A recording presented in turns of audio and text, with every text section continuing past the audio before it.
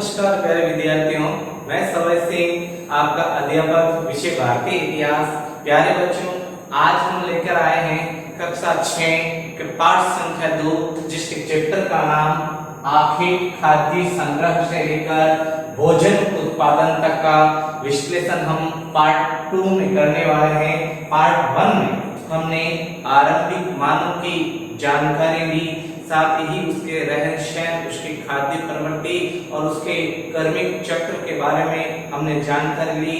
साथ ही हमने पूरा पाषाण काल, मध्य पाषाण काल, नव पाषाण की गहनता से विश्लेषण भी किया। प्यारे बच्चों, आज हम पार्ट 2 कक्षा 6 के पार्ट 2 के भाग 2 के अंदर इसी पार्ट का जो बचा कुचा हुआ जो चैप्टर है उसको सॉल्व करने वाला है। तो इनमें अपना जो पहला पॉइंट है यह है आपके मानव की नवीन जीवन शैली। ये जो चैप्टर लिया है हमने, यह आपकी नव पाषाण काल से संबंधित बताया जाता है। अगर कोई पूछ ले आपसे कि नव पाषाण काल का समय क्या देखने को मिलता है, तो अपने को बताना है 10,000 वर्ष पहले। 10,000 वर्ष पहले जो नव पाषाण काल अर्थात नव पाषाण काल पाषाण कालीन संस्कृति का एक क्रम अपने सामने आता है। अब इस काल में मनुष्य ने अपनी जीवन शैली में कौन कौन से बदलाव किए, क्योंकि हमने पढ़ लिया था कि नव पाषाण काल में मानव जो है इसने मिश्रित कृषि अपनाई। कौन सी कृषि? मिश्रित कृषि अपनाई, जिसमें बड़े पैमाने पर पशुपालन और खेती दोनों को संयोग साथ में यह करना शुरू कर चुका था। अब मानव जो है इसकी नवीन जीवन शैली इस रूप में इस काल में देखने को मिलती है। तो जितने भी बदलाव हुए, ज्यादातर बदलाव देखने को मिलते हैं कृषि के बाद में, कृषि के क्षेत्र में। चूंकि इस काल तक आते आते मनुष्य ने खेती बाड़ी से संबंधित बीज बोना भी प्रारंभ कर लिया। अब बीज बोने का प्रचलन शुरू हो गया तो मानव ने हल का भी निर्माण कर लिया, जो जमीन को चीर कर बीजारोपण करता था। उसके बाद में मानव ने जो फसल उगाई है, फसल जो ले रहा है, उसके पानी की रिक्वायरमेंट को पूरा करने के लिए सिंचाई व्यवस्था का भी पर्याप्त इसने व्यवस्था किया। अब सिंचाई जो है यह नदियों व कुओं से यह सिंचाई करना प्रारंभ कर चुका था। कई जगह रहट का भी वर्णन हमें पढ़ने को मिलता है। उसके बाद में खेतों के अंदर जो अत्यधिक अनावश्यक खरपतवार हैं उनको भी हटाने का काम मनुष्य धड़ल्ले के साथ में करना प्रारंभ कर दिया।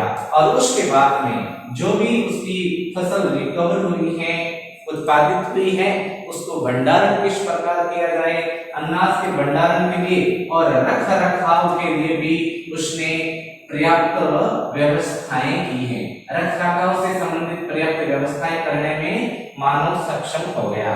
ये है मानव की नवीन जीवन शैली के कुछ प्रमाण मैंने आपके सामने रखे।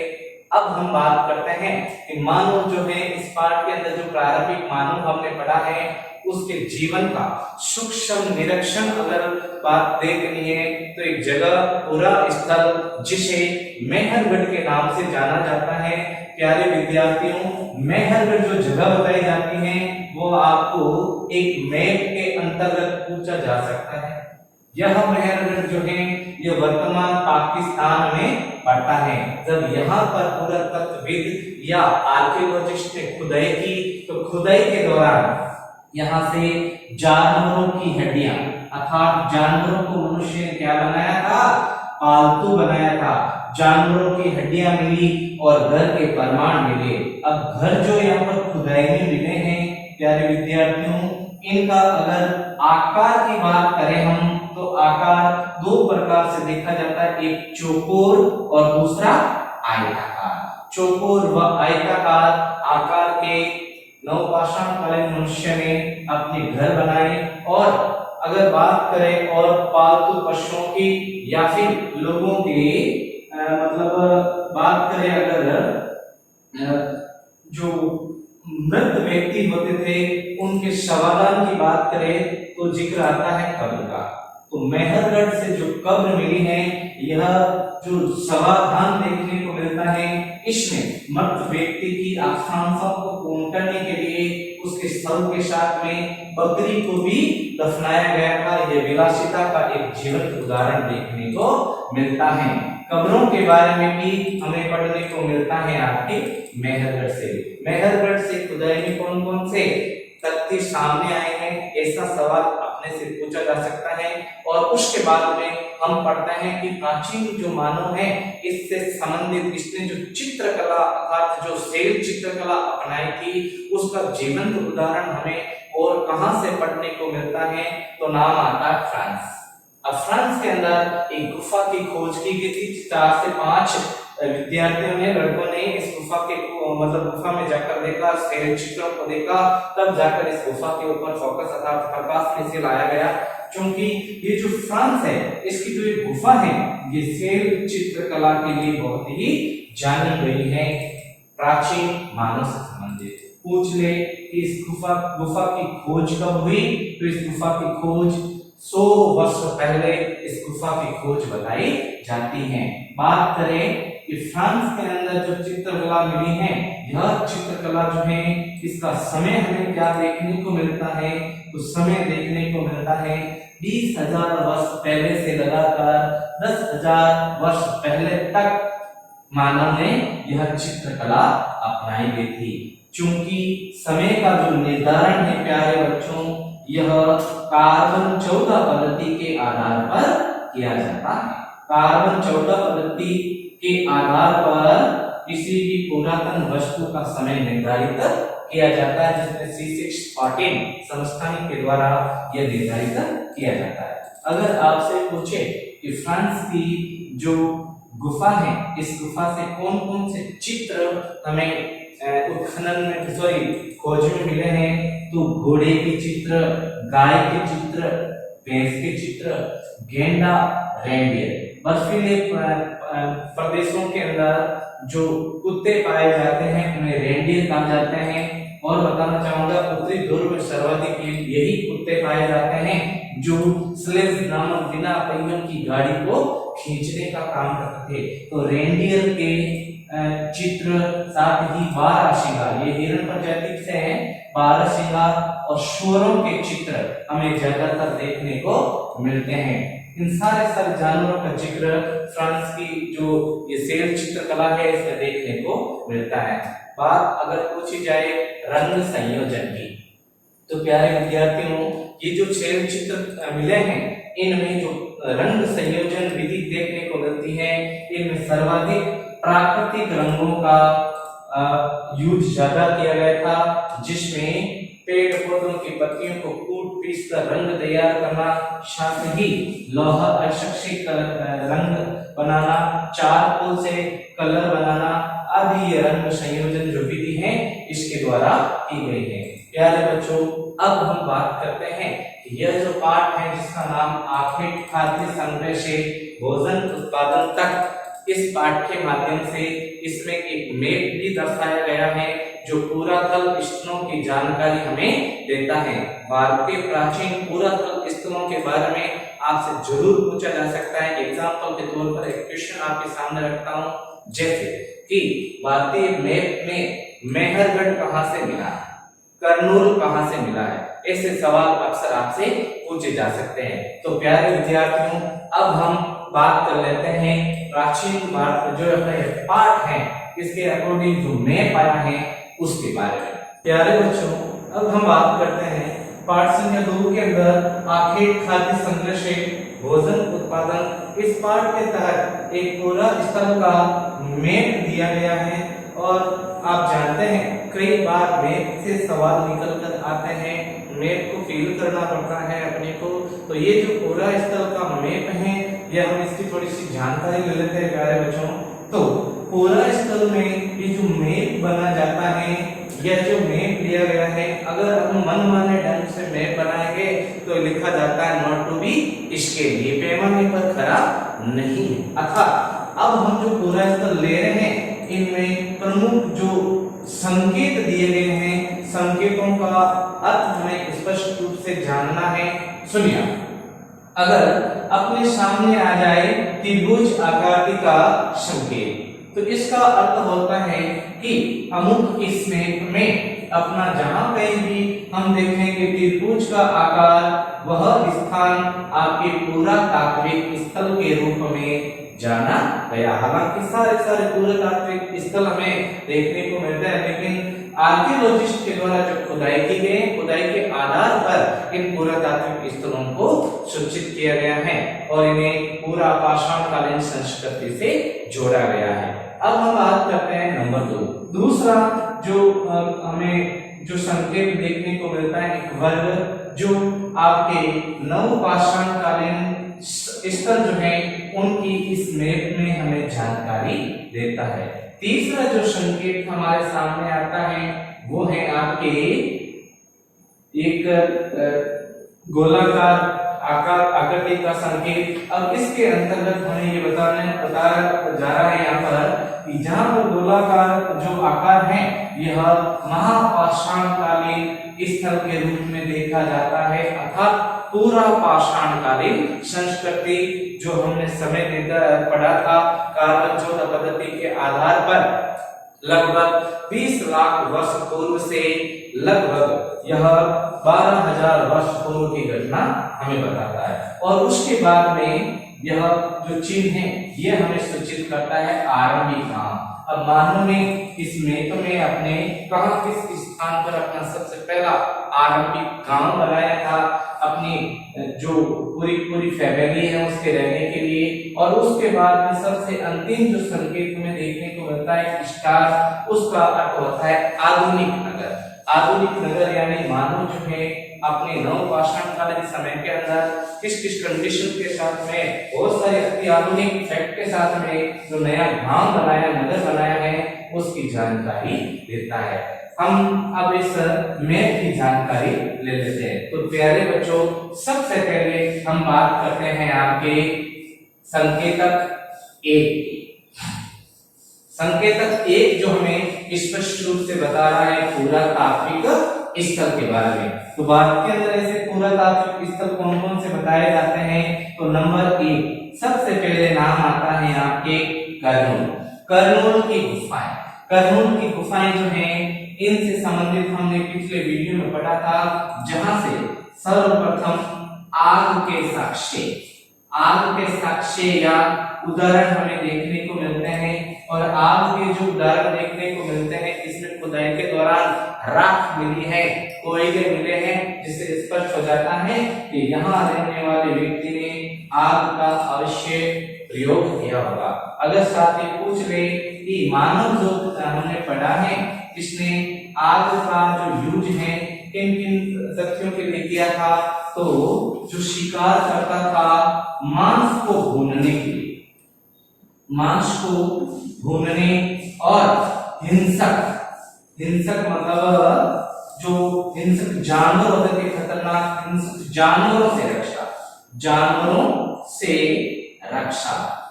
जानवरों से रक्षा के लिए मानव ने आग का उपयोग किया। बड़े जानवरों को आग जलाकर उनको दूर भगा दिया जाता था।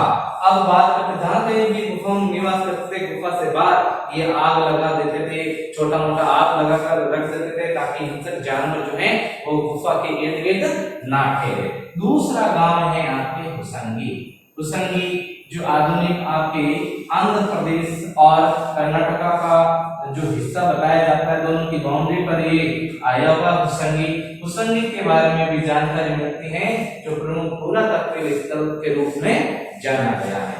तो पहले कर्नूल की गुफाएं पढ़ ली। अब हम बात करते हैं नंबर 2 दूसरे संकेत के बारे में। दूसरा जो संकेत हमें यहाँ पर मिला है, यह मिला है नवपाषाणकालीन स्थल के रूप में। नवपाषाणकालीन स्थल अर्थात मनुष्य ने कृषि के साथ में जहाँ पर पशुपालन को अपनाया, गांव बनाए, नगर बनाए, रहना तरीके से अच्छा शुरू किया। अब नवपाषाणकालीन नगर कौन कौन से बताए जाते हैं? तो इनमें बिहार और उत्तर प्रदेश की जो सीमा है यहाँ पर पड़ता है चिरांग। पहली जगह का नाम है चिरांग आपको मैप के अकॉर्डिंग पूछा जा सकता है प्यारे बच्चों। और उसके बाद में पूर्वी भारत का एक जगह जो आपके दाऊदली हैंडिंग के नाम से जाना जाता है, जहां पर अक्सर आधुनिक यानी आज के समय में सबसे ज्यादा जो चाय के बागान है या इसी क्षेत्र के अंदर हम देखने को मिलते हैं आसाम के इर्द गिर्द। दूसरा स्थल यह हो गया। तीसरा स्थल हमें देखने को मिलता है उत्तर प्रदेश के अंदर जिसका नाम है कोल्डीवा। कोल्डीवा। और चौथा स्थल जो हमें देखने को मिलता है यह है आपके महागढ़।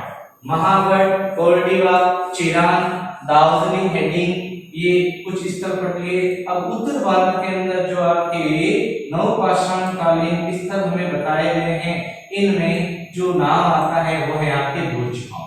बुर्जहोम जो आधुनिक अपनी एलओसी के पास लाइन ऑफ कंट्रोल के पास में पड़ता है, जो बुर्जहोम के नाम से जाना जाता है, जहां आदि मानव जो है उसके नवपाषाण कालीन साक्ष्य हमें मिले।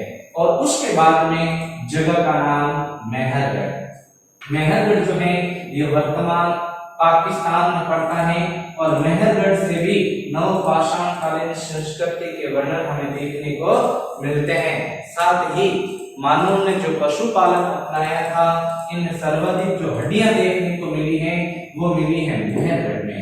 मेहरगढ़ में अनेक जानवरों की हड्डियां खुदाई के दौरान हाथ लगी, जिससे स्पष्ट हो जाता है कि आज जो ये मानव यहाँ पर निवास करता था नवपाषाण कालीन, इसने पशुओं को अपना पशुपालन को अपनाया था। अब उसके बाद में अगला जो क्षेत्र है उसका नाम है हुलूर। हुलूर जो है दक्षिणी महाराष्ट्र में और कर्नाटक के उत्तरी भाग में पड़ता है हुलूर। और हुलूर जो है यह भी आपके नवपाषाण कालीन क्षेत्र के रूप में जाना गया। और उसके बाद में अगला जो क्षेत्र बताया जाता है इसका नाम है पय्यमपल्ली। पय्यमपल्ली ये आपके कावेरी नदी के उत्तर में स्थित है। कावेरी नदी के उत्तर में स्थित जो जगह है उसे पय्यमपल्ली के नाम से जाना जाता है। और कावेरी नदी के तट पर जो साम्राज्य पनपा इसे कावेरी पट्टनम या फिर तंजौर के नाम से जाना जाता है, जो चोल साम्राज्य की हमें याद दिलाता है, चोल साम्राज्य। अब हम बात करते हैं नंबर 3, तीसरे संकेत के बारे में बात करते हैं। तीसरा जो संकेत है ये महापाषाण कालीन स्थल के रूप में जाना गया, क्योंकि इस मैप में हमें ब्रह्मगिरि एक ऐसा स्थल मिला है जो प्रारंभिक महापाषाण कालीन स्थल के रूप में जाना गया। अब ये जो महापाषाण कालीन स्थल है अर्थात जो मानव है, इसने जब पत्थरों का यूज ज्यादा इस्तेमाल किया था अपने युद्ध के अंदर, जैसे औजार हैं, शस्त्र अस्त्र औजार है या गुफाओं का निवास है, यह आपके महापाषाण कालीन समय के नाम से जाना जाता है। अगर बात आगे की तरह साथियों तो प्रारंभिक मानव ने तो पत्थरों को आपस में रगड़कर जो चिंगारी निकली उससे आग को उत्पन्न किया। अब हम बात करते हैं नंबर 4। चौथा जो संकेत हमें मिल रहा है साथियों ये बताया जाता है आरंभिक गांव। तो इसमें जो सबसे पहली जगह बताई जाती है एकमात्र, इसका नाम बताया जाता है आपके इनाम गांव। इनाम गांव के नाम से जल गांव है, इनाम गांव है, ये सारे महाराष्ट्र में पड़ते हैं। इनाम गांव वो जगह थी जहां पर आप मानो अपना प्रारंभिक गांव बसाया था। और नंबर 5 पर जो स्टार हमें संकेत के रूप में मिलता है वह है आपके आधुनिक नगर। तो आधुनिक नगर जो हमें देखने को मिलता है इस मैप के अकॉर्डिंग, वह एक तो कलकत्ता के रूप में जाना जाता है, जो कलकत्ता के रूप में जाना जाता है। और दूसरा जो हमें देखने को मिलता है वह प्यारे विद्यार्थियों मुंबई के रूप में जाना जाता है, जो आधुनिक नगर के नाम से जाना जाता है। सारी सुख सुविधाओं से लैस। अब इस मैप के अकॉर्डिंग 2 से 3 नदियों के बारे में भी अपने को जानकारी मिलती है। नंबर 1 यह जो आपकी नदी हमें देखने को मिलती है, एक नदी जिसका नाम नर्मदा नदी। दूसरी नदी जो देखने को मिलती है उसका नाम है कावेरी नदी। अगर साथियों इस मैप के अकॉर्डिंग आपको सिंधु नदी के बारे में भी पूछ ले तो यह सिंधु नदी के नाम से जानी जाती है, जो सिंधु तंत्र के रूप में भी विकसित हुई, जिसकी बहुत सारी सहायक नदियां हमें देखने को मिलती हैं। तो प्यारे विद्यार्थियों कक्षा 6 के बाद आखिर खाद्य संघर्ष से लेकर भोजन प्राप्त तक मानव की जो संपूर्ण गतिविधियां, जैसे प्रारंभिक मानव की प्रवृत्ति है, उसके औजार हैं, महापाषाण कालीन संस्कृति है, उसके रहन सहन है, उसके ये जो पूरे पुरातात्विक स्थल है, इन के बारे में हमने सविस्तार जानकारी ली है प्यारे विद्यार्थियों। और अक्सर इन्हीं से सवाल निकलकर सामने आते हैं। धन्यवाद।